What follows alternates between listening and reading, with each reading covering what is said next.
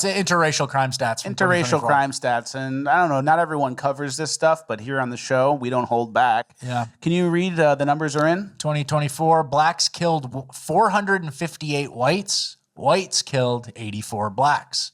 The United States is 13.7% black and 58.4% white. Blacks are 23 times more likely to kill a white person than whites are to kill a black person. Very interesting. But according to Joe Biden, our biggest threat as a nation is this. Terrorism from white supremacy is the most lethal threat to the homeland today. Not ISIS, not Al-Qaeda, white supremacists.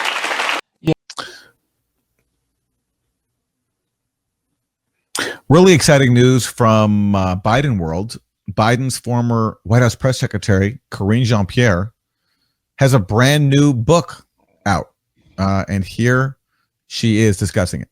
Hi, I'm Karine Jean-Pierre, and I am the author of a new book that's coming out this fall called Independent. It's coming out on October 21st, so please do grab it. And the reason I wrote this book, coming out of the White House, you know, serving as White House press secretary was an honor and a privilege. But since I have left, the people that come up to me, strangers that come up to me just across the country as I'm traveling, and sometimes right in my neighborhood, at a grocery store, supermarket, airport, my daughter's school, the number one question they ask me is, Karine, how do we get out of this? How do we protect our democracy? Is that really the number one question that she's being asked?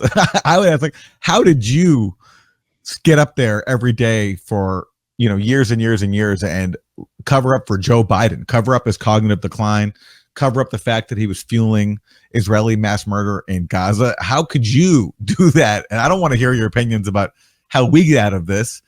I want to know how you managed to convince yourself that you could do that, lie on behalf of Joe Biden. Well, she did it the same way she convinced herself that she wrote a book, which I promise you she did not write. Most of these people do not write their book. They made a big deal. Obama wrote Dreams of My Father. I don't even think he did.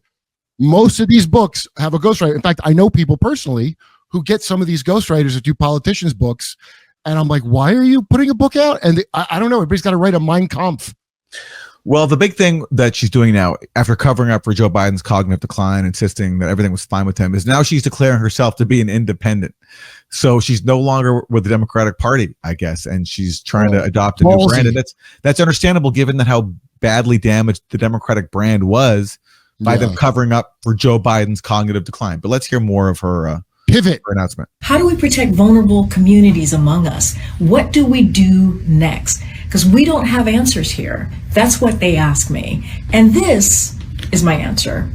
And what I mean by that is, in an era of misinformation, disinformation, the regressiveness of social policy, what we're seeing currently right now, what I have decided to do, and I really have thought long and hard about this, is to follow my own compass. Oh. And that's what I've done. And that's what this book does.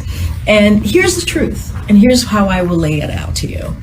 I think we need to stop thinking in boxes and think outside of our boxes and not be so partisan.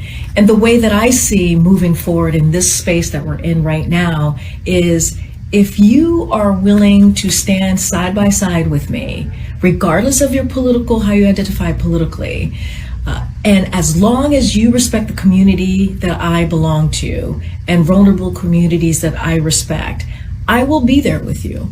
I will move forward with you. And that is, I think, so important. So this book, Independent, it's about looking outside of boxes, not just always being in a partisan stance. So, you know, one of the she's not lesbian anymore. That's what she meant. Looking outside the boxes. One of the biggest partisan spin doctors who covered up for Joe Biden is now asking us to think outside the box, not be so partisan, and be an independent. It speaks to how badly Joe Biden has damaged that brand, that Karine Jean-Pierre feels the need to now paint herself as an independent.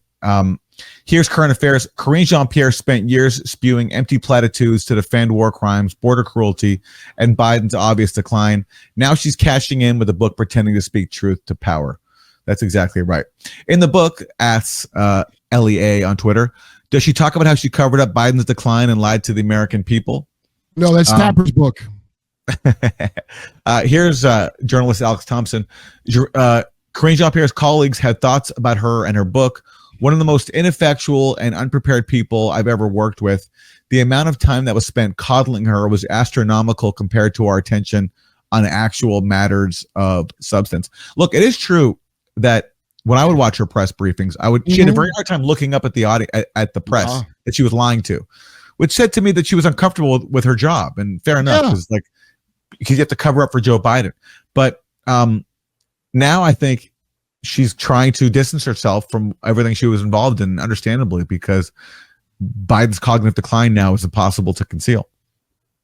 Yeah. I mean, I don't know how they did it back then, unless people wanted to not see it, but it was kind of unmistakable. What I love is the expose. Like, did you know he wasn't all there the whole time?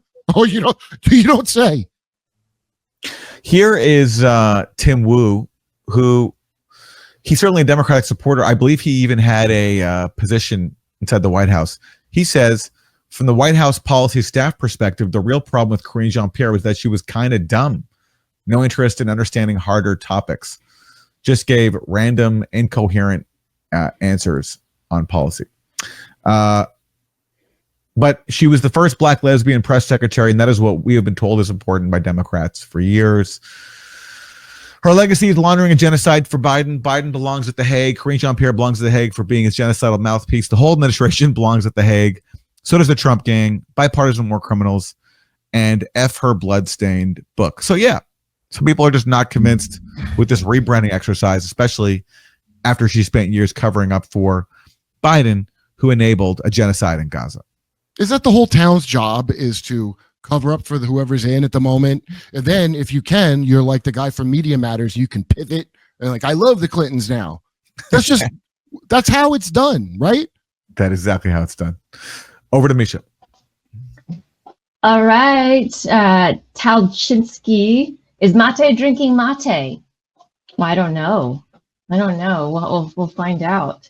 Jay Rager, love Kirp and Aaron together. Thank you for the chat, Jay Rager. Kenneth Topping, I agree 100% with Kurt. Cash is for some reason hiding the truth on Epstein and more.